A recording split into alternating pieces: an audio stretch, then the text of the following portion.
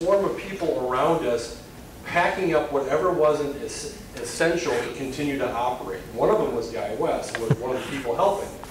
And so what happened was I sat down with Elise and I figured, well, the best way to learn is that she's never done it before. I said, we'll tune around the 15 meters band so you can get a feel for it. You can hear the exchanges, you can hear when people make mistakes, or who's responding to who, to get a feel for it. Well, out comes Guy, right? He says, what are you doing, pounce? You don't pounce. You call C, you jump on a frequency and go.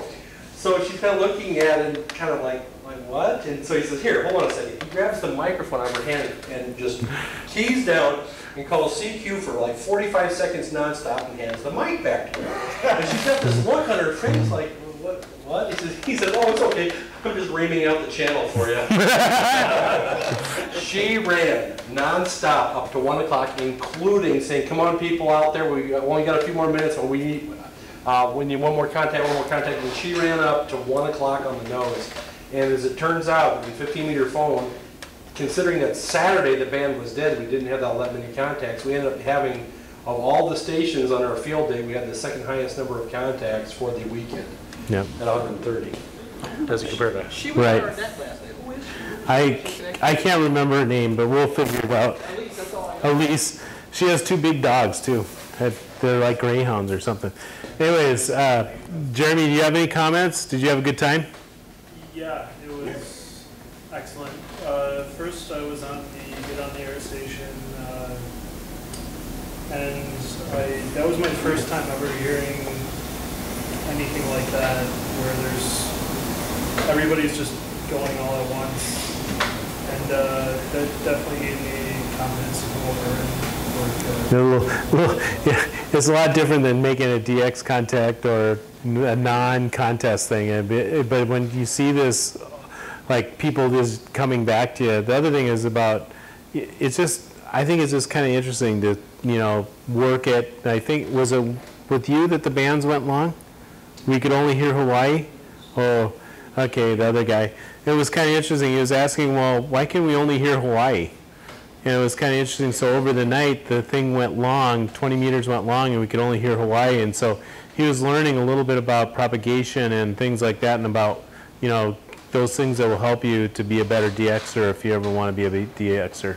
So anyways, I think this is why, if you ask Greg Lynn why he does field day, it's for this purpose, right here.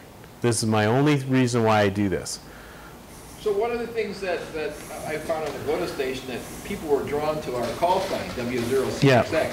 Many people knew who and what that was. Right, that was an intentional reason too, right? It wasn't, that wasn't Greg's just random thought, right? Greg knew that. Yeah, because we had people from Boeing coming back to us, right. People from some from some of our competitors, which I'll name nameless, come back to us because they recognize the call right. sign as Collins, Arthur right. Collins' call sign. And I'll be honest, I think the club has already received a number of QSL requests for W0CXX. So I don't remember how many there was, but there was a number of them already. Okay, let's go on. I don't want to take... this one I thought was interesting, Joe. You can tell me. This kid wanted to learn CW, right?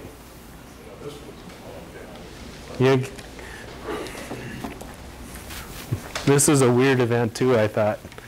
Yeah, this was Jim Jones's nephew, and this was Sunday morning. He came down. I couldn't get Jim to do anything on CW. He'd sit and listen, but he wouldn't work. But his nephew came down and he said, "Can I log?" I said, "Sure." I said, "Can you copy CW?" He said, "No, but I've been practicing a little bit." So, we probably worked, I don't know, 20, 25 stations before the rain shut us down. So I got an email about 3 or 4 days after the event, and Jim said that he is actively going after learning CW now. So he said that he really enjoyed being able to operate CW. And we had fairly good success. We used the MFJ loop. We were not able to hold a frequency with it, though. I tried and tried to be able to hold, and people just moved in. Of course, you remember on 20 meter CW, I worked 3 stations, and I didn't change the transmit frequency. All I did is move the pass band tuning. So that's how close the stations were packed in there on 20 meter CW. You just move the pass band from one station to the next. And so, you know, it gets pretty thick in there. But anyway, we had a good time. And my one success that I feel like that we accomplished is that the generator quit Sunday morning. And we had the, you can't see it, but we had a little Honda generator sitting right by my left foot. And I reached down, pulled the cord, started it up, changed the plug from the big generator to that, and we were back on in less than a minute. So Yeah. That's field day. That's definitely field day. One other thing as I was going to point out is that I was over there and I actually videotaped him running his CW station with the generator. You can see it just a little bit right here, but the thing wasn't like 20 feet away. It was, he could put his knee on it if he wanted, leg up on it. So yeah, pulled it with his left hand, started it up. So that Honda generator, very quiet. Next slide. We had great time to overcome adversity. Mike said that he couldn't figure out how to shut your generator off, Brian. He tried a couple different things, but he didn't know why butternut didn't turn off. But anyways, we did have issues with the generator, you know, but we overcame it. You know, we had great power for a majority of it. It was quiet. I don't know. The thing is, I was more concerned about how to get the generator out in the field while Brian brings his John Deere and it's out there. So, and then we had, I don't know, this guy right here, he left early, but he rained on my parade right here. This is Barry. He was the field czar, safety czar. He told me that I had to shut down when we had the rain. Probably good that he did because there was a lot of lightning. I was glad that we did. So he's the guy that called it. I couldn't, you know, if he said, him or Tom Hess said anything about, hey, you know, this is not right, we had to comply. That was they were the final authority. I didn't have anything to overcome. So anyways, kind of a nice thing. So next slide. I didn't know if this was a station or a tent or a kite or what it was. But anyways, I thought was kind of interesting is that the things I wanted to point out, this is the 40-meter station. There was a battery here. There's an Astron power supply. You know, it was pretty sparse. If anybody saw how a guy worked, he is a missionary and he lives on the edge, I think. He didn't have a lot of fancy stuff there. I mean, that thing was flapping in his face and he's calling CQ. I go over there and I finally get some duct tape and I tape it down and he looks at me like, why'd you do that? I liked it hitting me in the face. Yeah. You know, on 15-meter phone for the whole weekend, like I said earlier, of all the stations, we have the second highest number of contacts, 130. That 40-meter phone station, the guy and Chris were predominantly running, logged well over 700. Right, and every station could do just as well as they could, but we just didn't, you know, we didn't have the pouncing of, you know, he had pouncer on. He's a contester. So anyways, Guy is a good example of somebody that can really rack up the points and, like you said, ream out the channel. And so he did a really good job for us. But the thing is, I just want to point out, he didn't have everything prim and proper. It was pretty sparse, and he lived, you know, we're going to use what we got, and he's going to put it up, and he used it. He ran. So two things that he did have there that were way over the What are the way over there? microphone. Yeah. Was a very expensive studio microphone. That's what he does for customers. And then he also had Yeah. a not so inexpensive studio mixer behind it. Right. So it was a lot of fun to That- run on box with a boom. Like I'd never done that before. But it's Yeah. going to be annoying when it decided to not work. I was a little jealous of him having his like radio station with a boom mic and stuff like that, but I was wondering how it did, but it must have done pretty well because he was really bringing in the cues. Next slide. Even with the hand mic on that station, which was working good. Yeah. So here's some time to get the geek on, and basically a couple things that were going on in the background that you guys probably didn't know about. I mean, Brian and I and Jim, we spent a lot of time building antennas and playing with the antennas and building the loops and trying different things and trying different ways of manufacturing them. We also built, I bought some filters. I know some other people had some filters. Then we also, Rod built some stubs based on the plan that we used from field day a couple years back. And he was telling me, I don't know if he, but he said a 1/4 inch, big deal. You know, he spent a lot of time getting them exactly cut just correctly and stuff like that. I used them on my 20-meter station with my filter, and I felt that I was sufficiently, adequately a good neighbor to everybody. I don't know if anybody heard 20 meters on their station, but you know, I think we were a pretty good neighbor.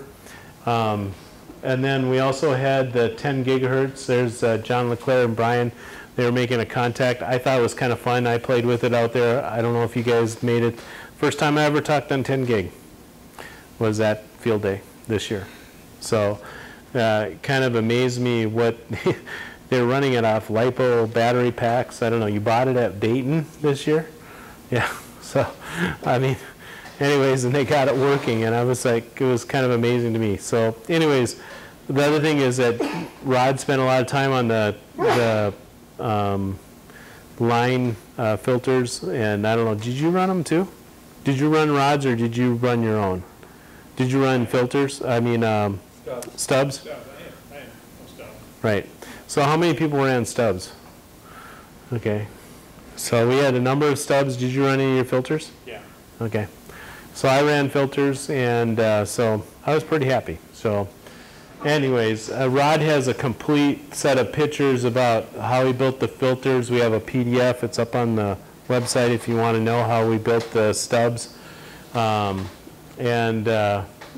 he has all the plots up there too. So next slide. One of our secret weapons is definitely Wyatt. 67 contacts. I call him Ninja Satellite Guy, Ninja whatever. But anyways, he's, you know, as I said, if you didn't get to see that operation, that is quite the phenomenal operation. He's using a tip-over mask. This is from Penninger. They're in Illinois. A really great little tip-over mask for VHF, UHF satellite work. If you're ever interested, I think, you know, the one thing at field day, you cannot have, oh, I'm going to get there. Hold on, go on. Next slide. Next slide. Social time, I got a number of comments about social time, okay? One of the things that somebody told me that they really appreciated was how I got people into the lunch line. I didn't think anything about it, but the year you were licensed, the older people got to go first. It was kind of a ceremonial type of thing. You could see Jules will win, so he did win. Jim Jones. Anyways, I think it was, you saw family there. I mean, there was people at the potluck type of thing that I don't know if they even operated radio or they just came out for the potluck. It was a great time. They showed up and we took a picture. You know, so, and I don't think everybody was in the picture because I know Mike Zeta was out in the field trying to play with his radios and stuff. So, I mean, there was a lot of people there that enjoyed the social time. You ever seen, I've never seen the picture that was taken from. I got them in there. We got them. Wouldn't end this without it. So anyways, I had a number of comments about, hey, that was a wonderful thing, shutting down, making everybody come up and have this little social time. I'll tell you, by that time, I was simply exhausted. I mean, I was like tired. I needed that food. I needed that comfort of just sitting down for a little bit and resting. It was fun for me too, because I got to talk to some people that, hey, you know, in the busyness of the event, you can't really just sit there and chew the fat. So it was good for me. So I don't know, I thought it was a great time. My wife helped me, Cindy helped me. I appreciate all the women that helped. Some of the things that came in from the suggestion box, you know, if we were serious contesters, we probably wouldn't have taken the time to take the social hour, but we weren't serious about that, so doing it was probably a good thing. The person that wrote it didn't mean it negatively or anything like that, so I thought it was really good. Another person said, I love the social barbecue and lining up people for chow. People said, hey, I got to take power failure seriously. Joe backed up his system with a generator. Guy was backed up with a battery. I mean, I don't know, he must have been possessed to get that 100-pound battery over from the trailer all the way across the field. Because, I mean, if I would have known there was those 100-pound batteries there, I probably would have put one at my station too, but I just did not. But next year, I will have my battery backup stuff there again. So I did have it with me, but I didn't have the battery.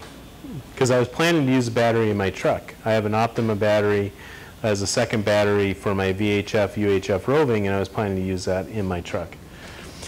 The loops worked. Yes, we need build filters and stubs. I think it's good to have a set of filters and a set of stubs for your system. You know, you should have them. They're not that expensive from Array Systems. I bought my two for 20 and 40, which are going to be your most common ones. They're fairly cheap, 70. How much are they, Dave? 120? For the good ones, right? Yeah, I didn't buy the good ones. I bought the cheaper ones. There was a number of people that had never ever seen a pole kit before field day. Okay, now they know what a pole kit is. They even know how to put it up, you know, how to take it down. That's a good thing to learn and know. But now I heard a number of people say, if I see pole kits, I'm going to buy pole kits. So one comment I thought was funny is Dave mentioned to me, nobody asked for a soldering iron. Did we solder anything? Did anybody solder anything? You should still have one. I know, but we don't need no stinking soldering iron. But Well, that's because we didn't pull the 80-meter loop out. Oh, okay. Well, that's another point. I'll just tell you, I didn't know what RCARC had or didn't have, so I didn't really capitalize on the RCARC equipment list. You know, I wish, you know, I probably could have set up the 80-meter loop, but I didn't even know what it was, and I didn't even know anything about it. So I didn't really set anything that up. So I didn't really capitalize. If that was one thing I would probably do is I'd probably put a list of material together before, you know, hand, because there's a lot of people saying, well, I need a pole kit, I need this. I was just kind of mentally keeping it in my head. That would probably be one thing I would do differently. Next slide. Any other room comments? You did a great job. Thanks. Barry? How high were the antennas? The loops? The loop.